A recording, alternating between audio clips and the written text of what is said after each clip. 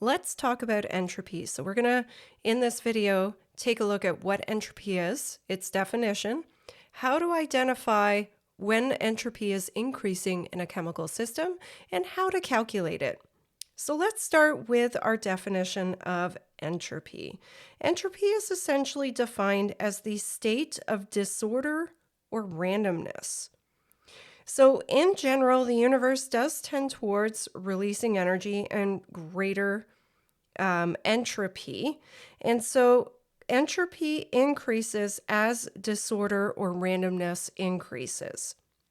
And so a spontaneous chemical process is often going to result in a final state that's going to be more disordered or random than the original state. So if something is spontaneous, we are increasing its entropy value. Now, before we get into some examples, really what we're doing is we're looking at examples of increasing entropy here.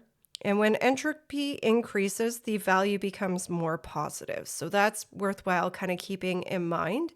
And a more positive value means that we're increasing in disorder or randomness. And so this is spontaneous. All right, so a few things to kind of keep in mind. So what are some examples of systems that are spontaneous or increasing in entropy? Well, first off, if we mix different types of particles, so if we take salt, something like NaCl, and we dissolve it in water, we're increasing the number of particles here. So we're getting sodium ions and chloride ions. So we would be increasing the disorder or the randomness in the system.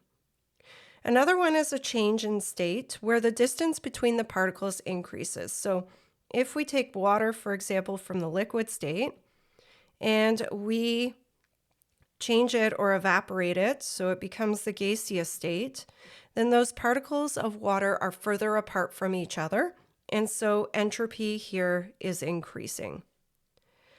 Another example is increased movement of particles. So if you increase the temperature, you'll increase the randomness or disorder.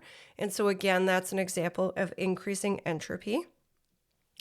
And then finally, and this one's going to be probably the most applicable to us and the most commonly sort of seen example, is that the greatest increase in entropy is usually found when there's an increase of particles in the gaseous state.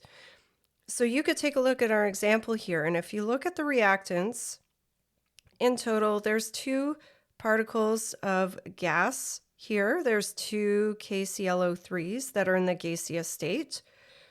If we compare that to the products, we have 2 particles of KCl and 3 particles of oxygen, so 5 particles total in the gaseous state, meaning that in this reaction, the entropy has increased because we've increased the number of particles in the gaseous state. So qualitatively, that's how we describe entropy as we look at some of those different sort of examples of increasing the number of particles in the gaseous state, for example. We can also calculate the standard entropy values. The standard entropy then is given the symbol delta S with the naught, just indicating that we're at standard conditions of temperature and pressure. So of a substance is the entropy change per mole that occurs when heating a substance from 0 degrees Kelvin all the way up to standard temperature of 298 Kelvin. Unlike enthalpy, we can actually measure absolute entropy values, and so it makes it very easy to calculate the change in entropy for a system. The change in entropy for a system is similar to a lot of the other calculations we've done, where we're going to take the sum of the entropy values of all the products and subtract the sum of the entropy values for all of the reactants. Now, really, really important to keep in mind here that the units of entropy are in joules per Kelvin per mole. So it's not in kilojoules. And when we get to some other calculations, we're going to have to be very, very careful that this is reported in joules here. So let's take a look at an example. We're being asked to calculate the standard entropy change for the reaction of nitrogen with hydrogen gas to form ammonia.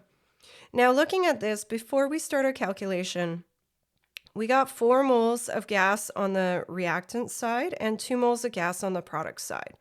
So knowing that, we're decreasing in entropy here, so we should expect a negative value. That's a really good thing to kind of do before you start these calculations, because it's just going to help you double check your work and make sure you're doing this the right way. So let's set up our equation here. Our delta S is going to be the sum of the entropy of the products minus the sum of the entropy of the reactants. So we do have to take the coefficients into account here.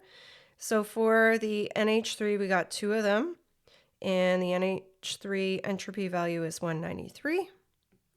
And then we're going to subtract 1 times the entropy of nitrogen gas